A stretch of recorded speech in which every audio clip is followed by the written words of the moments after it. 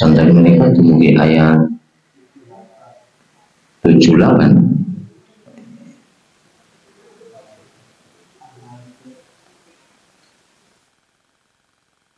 Surat Al-Maidah surat kelima ayat 78. Wa minal ladzina kafaru min bani Israila ala lisani Dawud wa Isa bin Maryam. Dzalika bima asaw wa kanu ya'tadun. Orang-orang Bani Israil, maksudnya orang-orang yang tidak taat kepada nabinya, dilaknat oleh Allah melalui lisan Nabi Dawud dan Isa bin Maryam. Dzalika bima asaw, karena mereka ini selalu durhaka kepada Allah, wa kanu ya'tadun, dan bertindak melampaui batas. Jadi orang-orang Bani Israil itu sering di Al-Quran disebut dengan kata dilaknat. Kemudian yang lebih banyak disebutkan di Al-Quran itu di masa Nabi Musa, ya. Masa Nabi Musa. Nah, sedangkan di masa Nabi Daud di Al-Quran tidak banyak disebutkan, dan kisah Nabi Daud juga tidak banyak di Al-Quran. Yang lebih banyak itu Nabi Musa.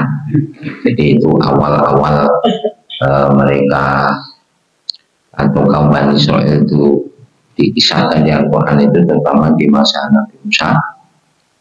Kemudian antara Nabi Musa dengan Nabi Daud kira-kira 1000 tahun. Kemudian Nabi Daud dan Nabi Isa alaihissalam itu 700-an tahun dalam tafsir. Jadi masanya sudah agak panjang. Kemudian orang-orang yang dilaknat di masa Nabi Musa itu ada yang jadikan kera, ada yang babi, jadikan babi, jadi kirodata wal khonazir, jadi menjadi kera-kera dan babi ini karena keburukan perbuatan mereka. Dan ini disebutkan diantaranya di surat Al-Maidah kemarin ayat 61, kalau tidak sampun.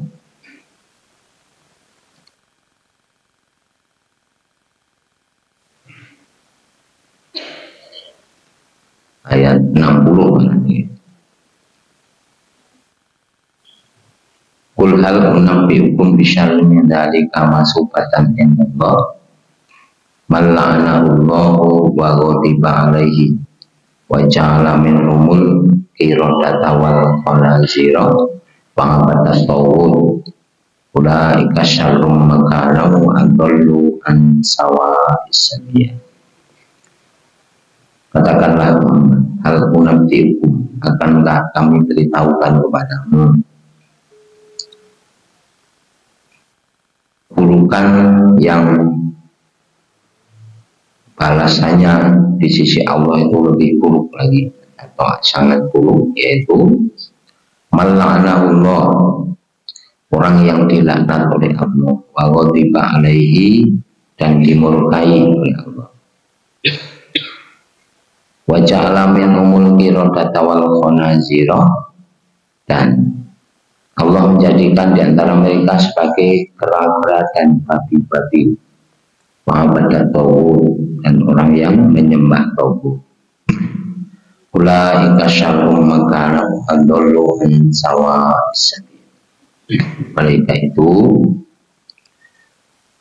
orang-orang yang buruk tempat kediamannya nanti, dan tempat kembalinya yaitu neraka, wa adallu an sawa'is sabil,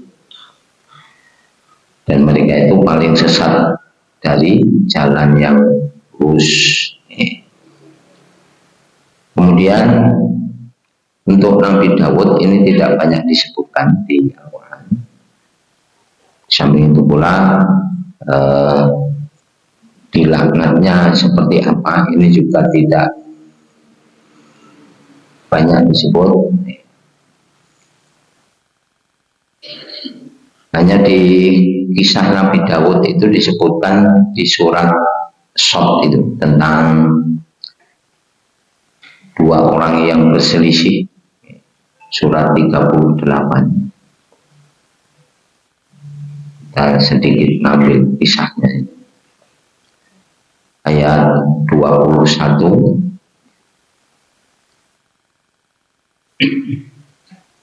sampai kira-kira 24 nih.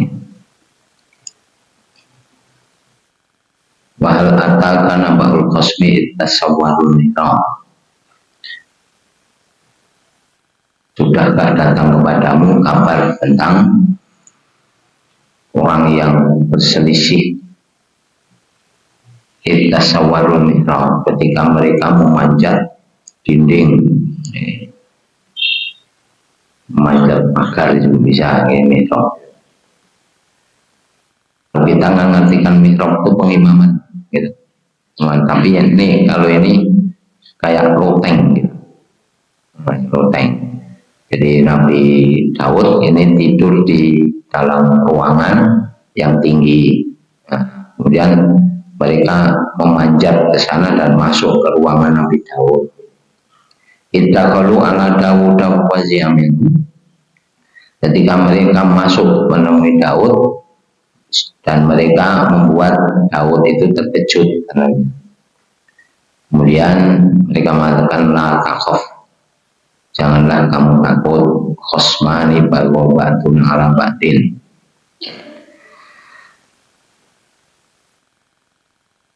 Kami ini dua orang yang sedang berselisih, salah satu dari kami melampaui batas, artinya merampas harta kami. Fahkum bainana bil haqqi, maka putuskanlah hukum di antara kami dengan benar. Wala tushtid, jangan menyimpang. Wahdina ila sawa'is sirat, dan tunjukkanlah kami jalan yang lurus, artinya perkara atau putusan yang benar. Inna hadza akhi, sesungguhnya ini adalah saudara saya. Lahu tis'una najatan, dia memiliki 99 ekor kambing. Waliyana jatuh wahidah, dan saya hanya memiliki seekor kambing saja. Faqala aqbil nikah fa'azani bil khitab. Dia mengatakan, aqbil nikah, serahkanlah kambing itu kepada saya. Dan ia mengalahkanku dalam perdebatan. Terus kalau dalam bisa itu kira-kira seekor kambing ini makan tanaman di kebun tetangganya. Kemudian tetangganya tidak terima. Nah, tidak terima, dia minta ganti rugi. Ganti ruginya kambingnya diambil gitu. Jadi ganti ruginya kambingnya diambil. Banding mangan tanduran mriku ngewit pohong napa-napa ngoten. Pokoke ganti rugine wedhusmu tak kemudian Nabi Daud mengatakan ayat 24, Paula laqad zalamaka bi su'alina jatika ilaihi haji. Sungguh kamu telah berlaku zalim dengan meminta, dia berlaku zalim kepadamu dengan meminta kambingmu untuk menggenapkan jumlah kambingnya itu jadi 100. Wa inna katsiran minal khulata'i la yaqwi ba'duhum ala ba'din, dan Sesungguhnya kebanyakan dari orang yang berserikat itu sebagiannya mengendolimi sebagian yang lain, merugikan sebagian yang lain, kecuali orang-orang yang beriman dan beramal soleh, faqalilum mahum, dan sedikit sekali jumlah orang seperti itu. Jadi kalau orang berserikat dalam harta, kerjasama dalam perdagangan misalnya, ini kebanyakan orang itu satu mendolimi yang lain. Ya, arang-arang nih tuntuman badan niku iso gitu, iso adil, nih pemonten sidik banget. Kemudian wadonna Dawudu annama fatannahu fastaqbara rabbahu faqarrara qiyam. Kemudian Nabi Daud menyangka bahwa ia sedang diuji oleh Allah. Maka ia pun meminta ampun kepada Tuhannya dan menyungkur rukuk sujud padanya, wa'nam dan bertobat. Jadi Nabi Daud itu ini dalam kisah ini ada bermacam-macam versi. Ada yang kambing itu makan tanaman tetangganya, tapi kalau di Bible nanti kisahnya jadi beda. Jadi Nabi Daud itu memiliki 99 istri. Kemudian satu saat dia mencari panglima perangnya. Nah, datang ke rumah panglima perangnya, terus melihat istri dari panglima perangnya ini pun sewu sedang mandi ngoten. Niku teng Bible gitu, teng Injil, boten Injil yang ini Bible yang Injil sekarang. Nah, kemudian karena melihat istri panglimanya mandi, kemudian Nabi Daud ini tertarik, jatuh cinta. Nah, kemudian berusaha bisa mengambil istri panglima perangnya. Kemudian panglima perangnya ini terus ditugasi memimpin peperangan yang kemungkinan besar peperangan itu nanti kalah gitu. Dan akhirnya panglima perang ini pun gugur di medan perang dan Daud bisa mengambil istri panglima perangnya. Hanya untuk hal seperti ini Quran tidak menyebut, Quran nyebutnya kisah seperti ini. Jadi ada seseorang punya 99 kambing dan 1 ekor kambing. Nah, tapi di Bible jadinya 99 istri dan terus mengambil istri panglima perangnya. Nah, ini yang agak kacau gitu. Tapi karena dalam hal apa yang terkandung di Bible ini, Rasulullah mengatakan la tusaddiqu alal kitabi wa la tukadzibuhu. Janganlah kamu membenarkan orang-orang ahli kitab, penjelasan orang ahli kitab Yahudi dan Nasrani. Wala tukadzibuhum, tapi jangan juga mendustakan mereka. Artinya mereka ini juga punya kebenaran, hanya bercampur dengan keburukan yang mereka ada-adakan. Jadi di kitabnya itu ada yang masih asli, ada yang sudah ditambah-tambah, diubah, dikurangi dan sebagainya. Nah, maka jangan membenarkan mereka, tapi juga jangan mendustakan mereka. Wa qulu amanna billah, tapi katakanlah kami beriman kepada Allah. Jadi kita tidak bersikap dengan keterangan mereka, tapi yang pasti tidak membenarkan. Maka kalau kemudian disebutkan Nabi Daud mengambil istri panglima perangnya, itu tidak benar. Tidak benar.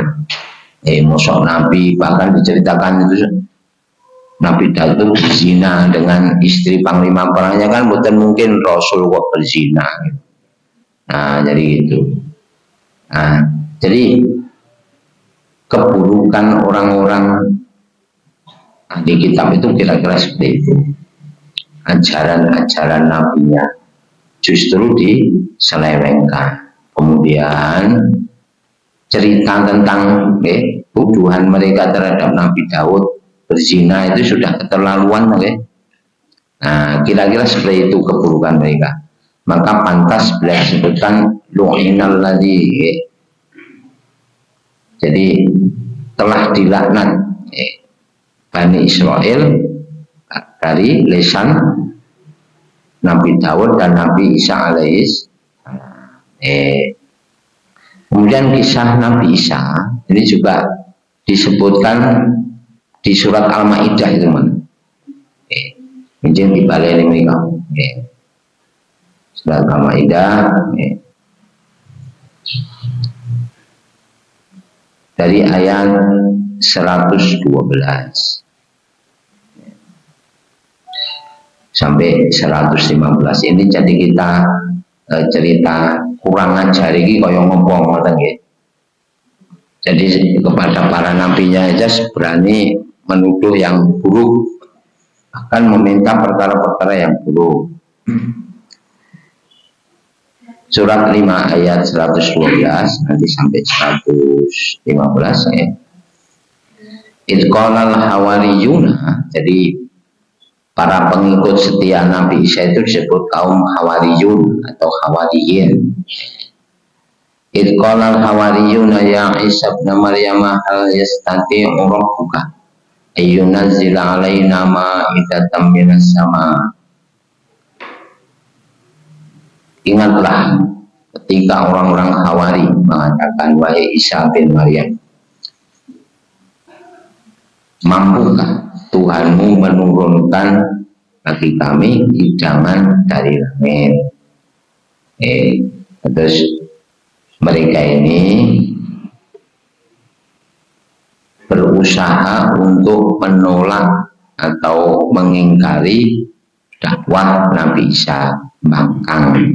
Nah, ketika mereka membangkang, sudah mulai tidak taat pada Nabi Isa itu, mereka ini minta perkara yang aneh-aneh.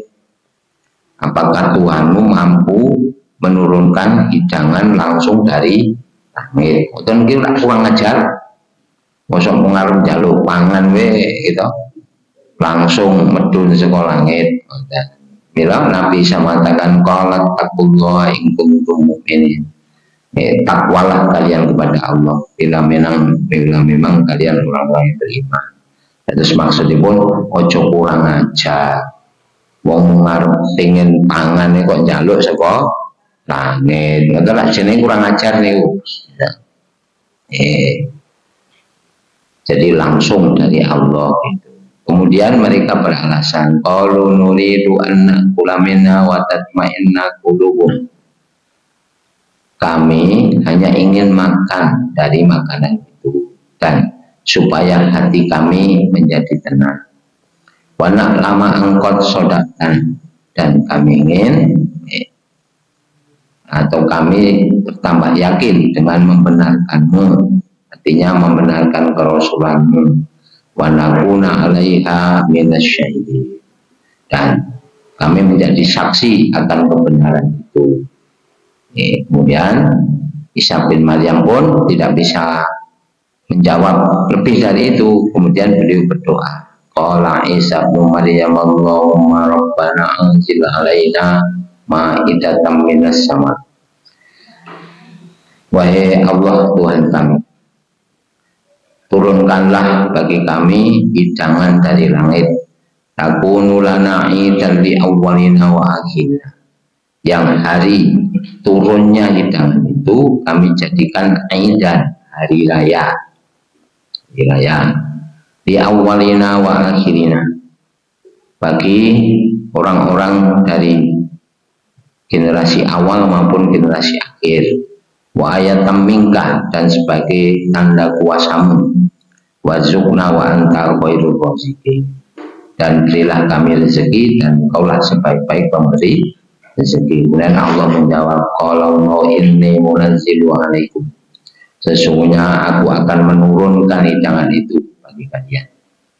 May yakfur ba'du minkum, siapapun yang ingkar setelah itu dari kalian, fa inni u'adzibu 'adzaban la u'adzibu ahadam minal alamin, pasti aku akan mengadabnya dengan adab yang belum pernah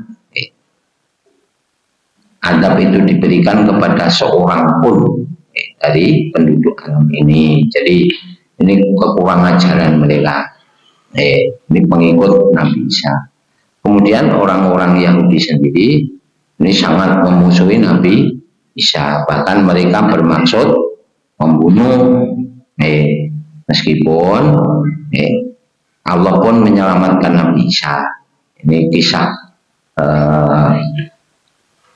penyerangan kepada Nabi Isa disebutkan di surat An-Nisa yang kemudian diluruskan oleh Allah. Surat An-Nisa surat 4 ayat 157 158.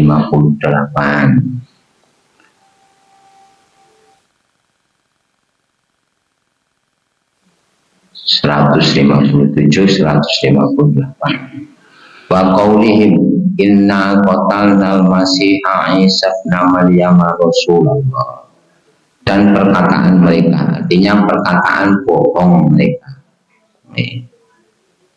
Jadi orang-orang Yahudi, Bani Israel ini pernah berbohong di bab ini, dan perkataan mereka yang bohong bahwa inna qatalnal masih ibn Maryam, sesungguhnya kami telah membunuh Al-Masih bin Maryam, Rasulullah yang katanya Rasulullah.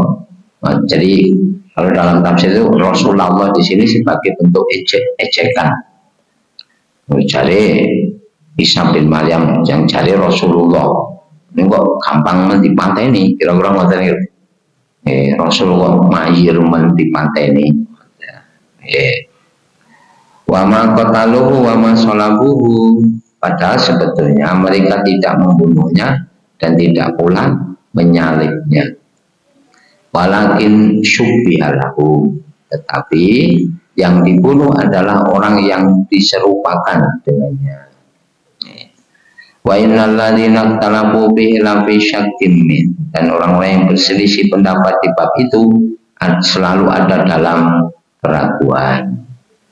Malahum bihi min ilmin illa tiba'ad dhanni wa ma qataluhu yakin, mereka tidak memiliki pegangan ilmu dan hanya mengikuti persangkaan. Jadi mereka sendiri ragu. Sing dipateni mungkin Nabi Isa mau itu ya, itu. Lalu dalam kisah-kisahnya itu, jadi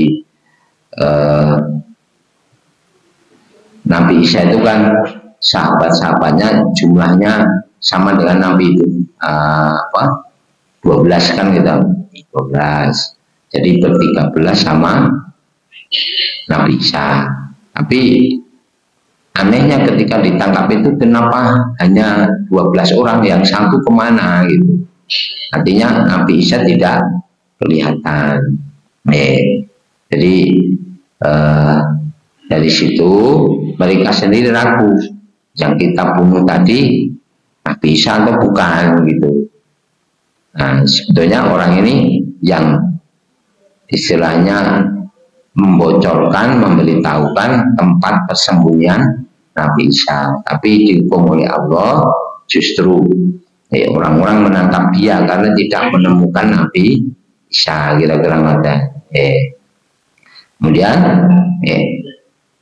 mereka pun tidak yakin membunuh Nabi Isa. Barawahullah ilaihi, yang benar adalah Allah mengangkatnya keharibannya. Wa kana Allahu azizan hakimah, Allah maha perkasa, maha bijaksana. Jadi dari tingkat keburukan dan tingkat kejahatan Nabi Isa, umat Nabi Isa, pengikut Nabi Isa, dan kejahatan umat Nabi Daud dari kalangan ahli kitab, maka pantas kalau kemudian disebutkan dengan kata innal ladzina kafaru min bani Israil, orang-orang kafir dari kalangan Bani Israil dilaknat melalui lisan Nabi Daud dan Nabi Isa bin Maryam. Dzalika bima asau, karena mereka ini selalu durhaka, wa kanu ya'tadun, dan melampaui batas. Pertemuan ini karena tidak ada banyak penjelasan dari tafsir juga begitu. Hanya kalimat ini menunjukkan kejahatan mereka ini sudah melampaui batas sehingga digunakan kata laknat tadi. Jadi mereka mendapatkan azab dari Allah melalui laknat atau celaan Nabi Daud dan Nabi Isa. Kemudian beberapa kisah di Al-Quran tentang Nabi Isa masih ada, kita mendeting mawon. Jadi kurang ajarnya mereka sampai mereka minta Nabi Isa menurunkan hidangan dari langit. Kemudian ayat 79, kanu la yatanahuna mungkarin wa'lu Nabi sama kanu yang mereka tidak saling mencegah perbuatan mungkar yang selalu mereka perbuat. Sungguh sangat buruk apa yang mereka perbuat. Jadi secara ringkas mereka ini tidak saling mencegah perbuatan buruk. Kemudian bila temannya itu berbuat buruk, ini dari kalangan, maksudnya kalangan ulama mereka, rahib dan akbarnya ulama mereka itu, kalau ada para pengikut mereka itu melakukan keburukan, mereka itu awalnya mencegah, tapi istilahnya kalau bahasa itu pagi harinya ia mencegah, tapi sore harinya ia ikut minum bersama mereka gitu. Jadi membiarkan keburukan itu, bahkan mereka ini membiarkan hal-hal yang buruk atau sebagian dari mereka ini mengubah-ubah perkataan dalam Alkitab sehingga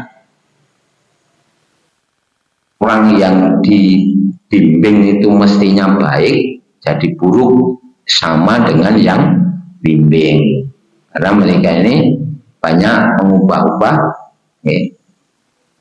kitab atau isi kitab itu yang semestinya begini jadi begini. Misalnya yang terkenal itu sebetulnya babi itu sejak dulu diharamkan dalam Bible, dalam Injil, dalam Taurat itu juga sebenarnya diharamkan, tapi mereka kemudian menghalalkan dan sebagainya.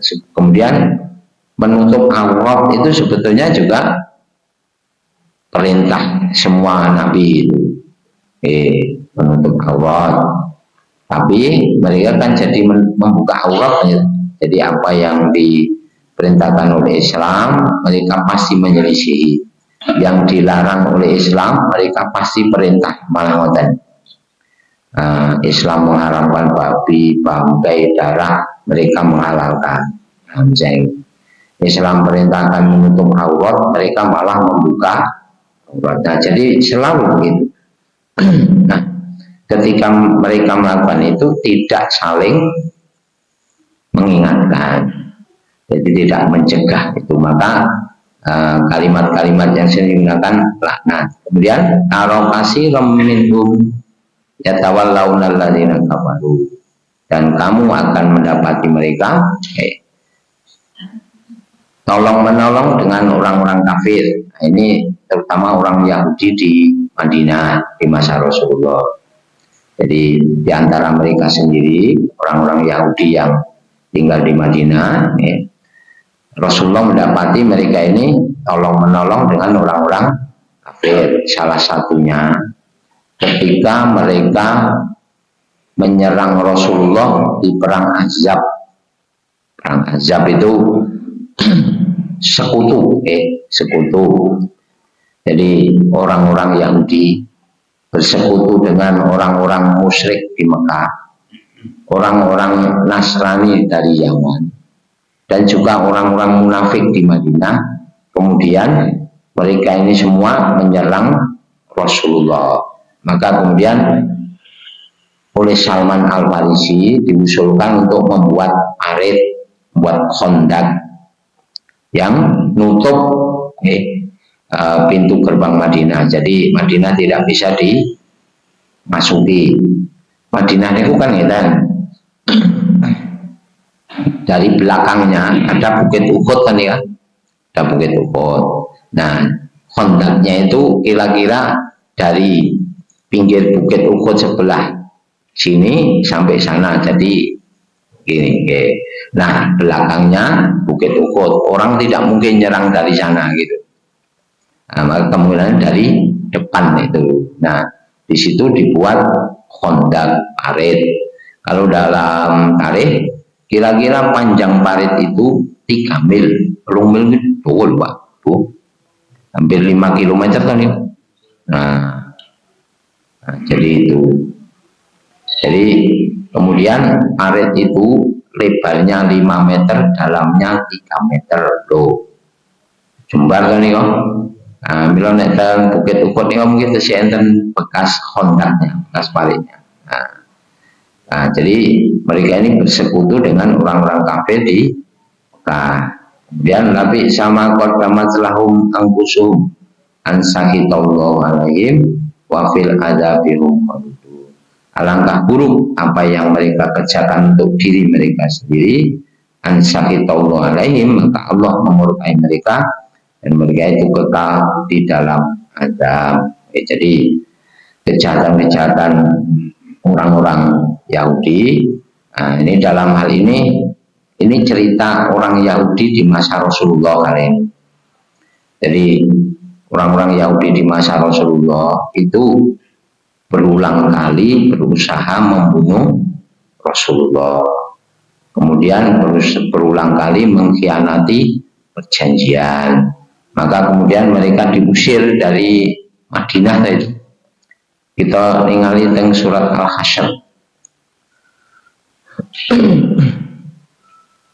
Istilah Al-Hasyr itu kan pengusiran, surat 59. Dari ayat 2 ini.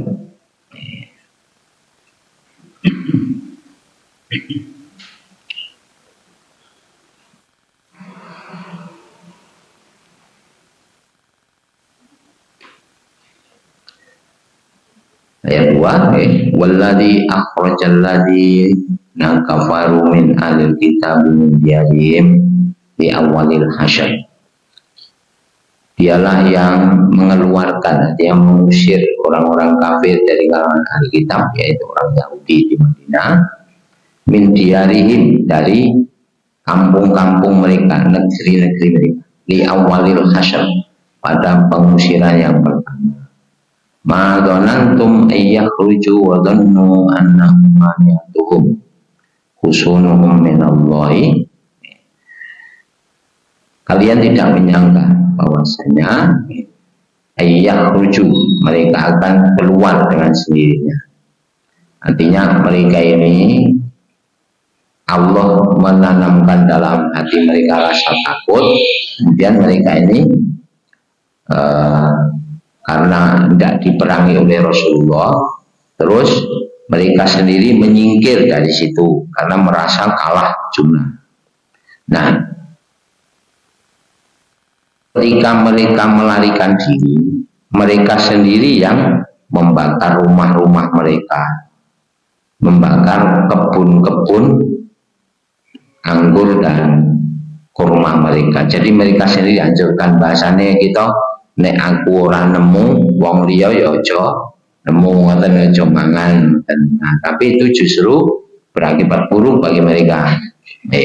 Maka sisa-sisa kebun-kebun mereka pun kemudian dibakar dan ditebang oleh Rasulullah dan para sahabat. Nah, kemudian wadhannu annahum mani'atuhum husunun minallah. Mereka dulunya menyangka benteng-benteng mereka mampu mempertahankan diri mereka dari azab Allah. Fa'atamullahu min haitsu lam yahtasibu.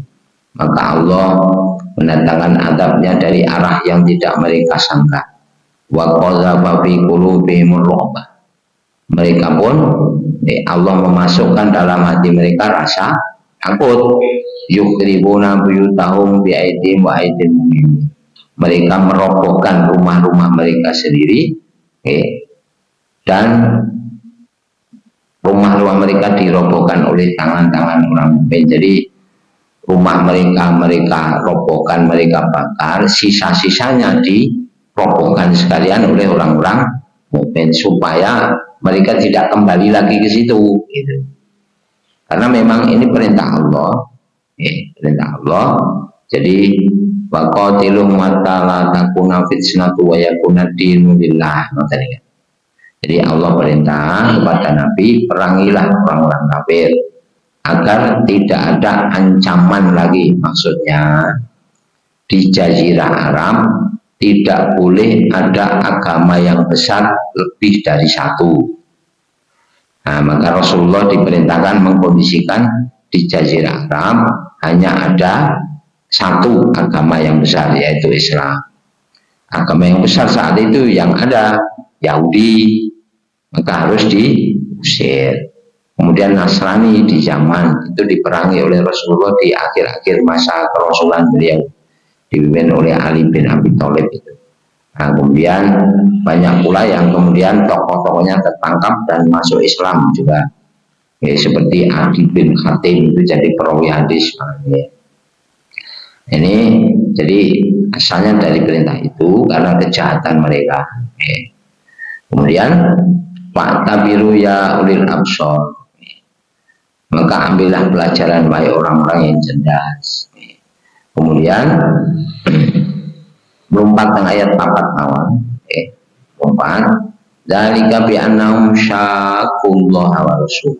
Yang demikian itu karena mereka itu menentang Allah dan Rasulnya. Wa may yushaqiqillaha wa innallaha syadidul iqab. Siapapun yang menentang Allah, sesungguhnya adab Allah sangat berat. Kemudian ayat 5 ini, ma qata'tum min linatin aw taraktumuha qa'imatan ala usuliha wa bi'nillahi waliyukhziyal fasiqin.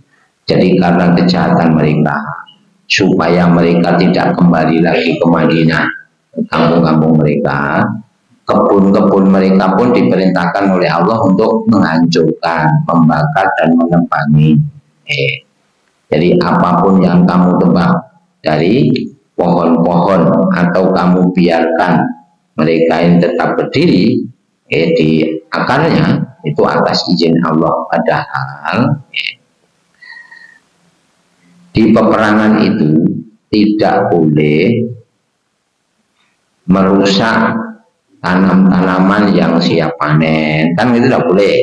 Aturan perang ini secara umum, tidak boleh menebang pepohonan-pepohonan sumber pangan yang siap panen. Padahal ini kebun-kebun orang Yahudi ini sudah siap panen, tapi oleh Allah dibolehkan karena memang kejahatan mereka. Dikhawatirkan nanti akan kembali lagi ke situ, baleni kebone, baleni omahe ngoten. Maka oleh Allah diperintahkan untuk merobohkan dan membakar rumah-rumah mereka dan kebun-kebun milik mereka.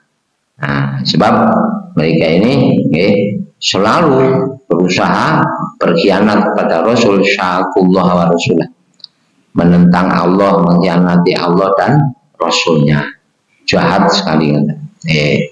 Maka sampai Allah perintahkan di Jazirah Arab itu tidak boleh ada lebih dari satu agama yang sah. Salah satunya disebut dengan surat Al-Anfal ini, surat 8. Surat 8 ayat 39.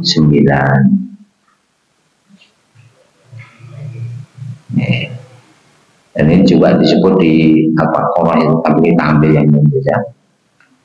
Surat 8 ayat 39, wa qatiluhum hatta la takuna fitnatu wa yakuna dinu kulluhu lillah.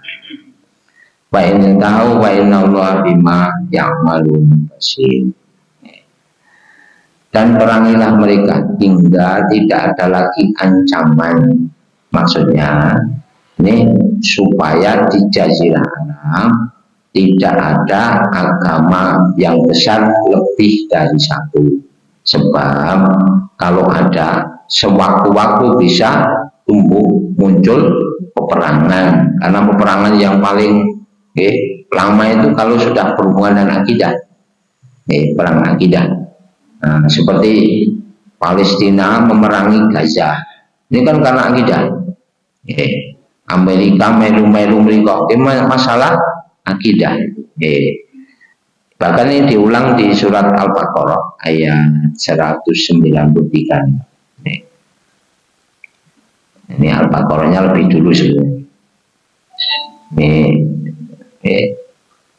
Jadi Allah sendiri perintahkan mengkondisikan Jazirah Arab seperti itu. Ayat 193, wa qatiluhum hatta la takuna fitnatu wa yakuna dinu lillah. Perangilah mereka orang-orang kafir. Maksudnya orang-orang yang tidak Islam supaya dikeluarkan dari jazirah. Kemudian sebab kalau sampai tidak diperangi, sewaktu-waktu bisa terjadi ancaman perang antara agama besar itu. Kemudian agama hanya ditujukan untuk Allah saja. Wa inin tahu wala udwana illa alam dzalimin. Bila mereka telah berhenti memusuhi kalian, maka tidak ada musuh lagi kecuali orang-orang yang dolim. Maksudnya orang dolim itu kalaupun ada musuh-musuh umat Islam tinggal penjahat-penjahat biasa nih, tukang nyolong, tukang merampok, tukang nyopet, ngoten maksudnya itu. Nah, jadi karena kejahatan mereka sampai-sampai di masa Rasulullah orang-orang Yahudi itu diperintahkan untuk diusir dari Madinah. Kemudian pengusiran di masa Nabi ini belum tuntas dan baru tuntas di masa Umar bin Khattab. Mereka dipindahkan ke utara, ke Syam. Tanah-tanah mereka dibeli, kemudian mereka dipindahkan ke sana. Terus kemudian dirampas, dituku oleh Umar bin Khattab ya. Karena perintah ayat ini supaya di Jazirah Arab hanya ada satu agama yang besar.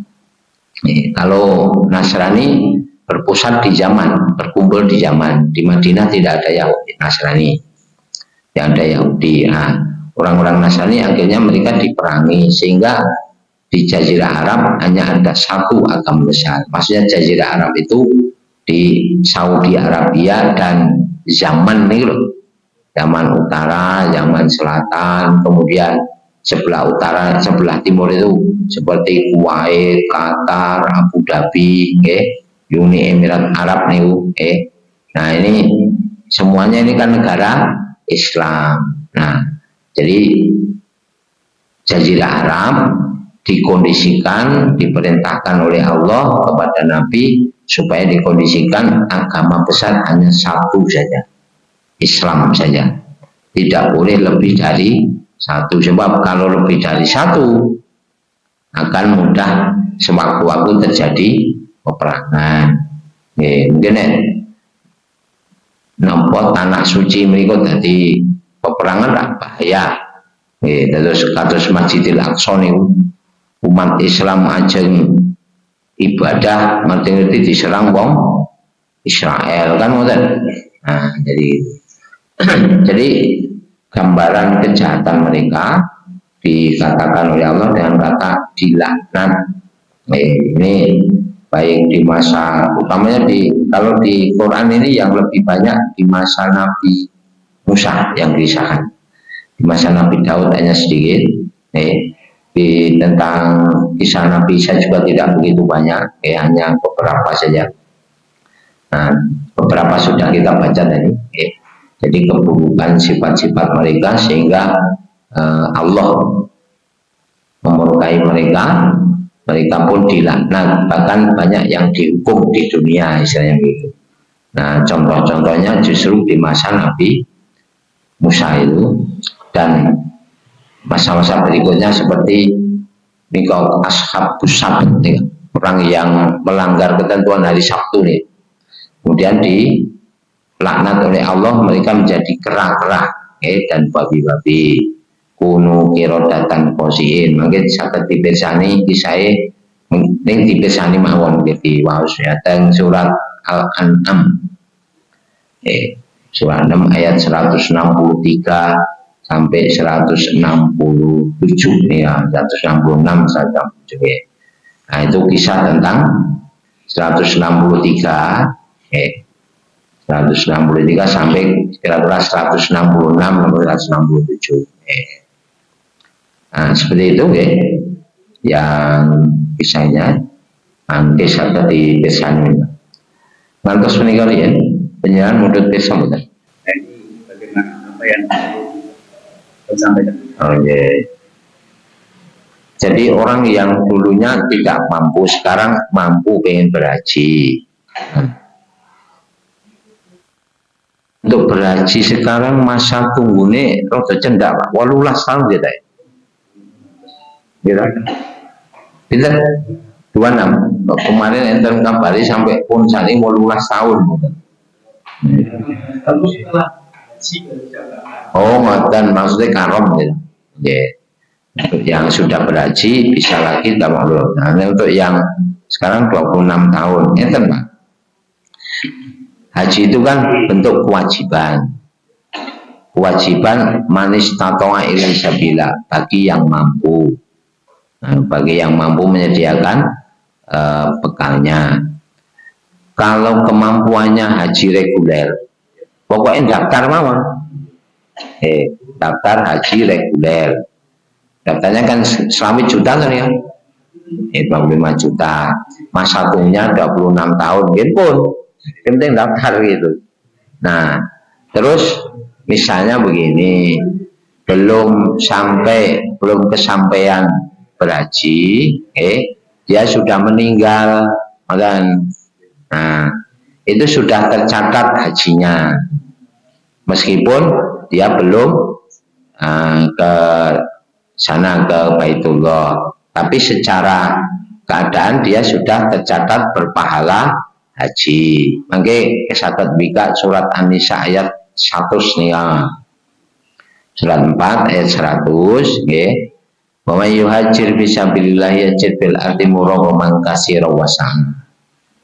Siapapun yang berhijrah, mereka akan mendapati di bumi Allah ini luas dan rezeki yang berlimpah. Kemudian may yakhruj min baitihi muhajirun ila Allah wa rasuli tsumma yudrikul mautu faqad laqa ajruhu 'ala Allah. Innallaha kana ghafurur rahim. Siapapun yang keluar dari rumahnya berniat hijrah demi Allah dan Rasulnya, kemudian atau dia berniat hijrah di bumi Allah, kemudian ia kedatangan kematian sebelum sampai tempat yang ditujunya, maka pahalanya telah tetap di sisi Allah. Pak. Jadi kalau kemampuannya berhaji dengan haji reguler, daftar mawon, daftar, kemudian gandeng dan daftar bisa niki 6 tahun mulai istilahnya pun gitu. Nah, untuk istilahnya mengobati kerinduan, dia bisa umroh sewaktu-waktu, bisa umroh sewaktu-waktu nek ada rezeki maksudnya gitu. Atau mungkin kalau pengen cepet ya Purodani, tapi larangnya umum apa? Haji Purodani itu meh 300-an tuh. Oh, malah lebih loh Pak. Gitu. Ini nek kadang udah nono. Oh, gitu. Jadi seperti itu. Mendaftar haji aja dulu reguler. Kemudian nanti untuk mengobati kerinduan umroh saja. Karena umroh juga kan disebut oleh Nabi kan haji kecil. Kecil. Kemudian kalau di sisi pahala nanti milih saja umroh Ramadan, karena Rasul mengatakan wa innal umrata fi Ramadan hajatun. Umroh di bulan Ramadan itu sama dengan haji, maksudnya pahalanya sama haji, sama dengan haji. Maksudnya Pak? Sampun kita akhiri doa penutup majelis. Subhanallah wa bihamdihi, asyhadu an la ilaha illa anta, astaghfiruka wa atubu ilaik. Assalamualaikum warahmatullahi wabarakatuh.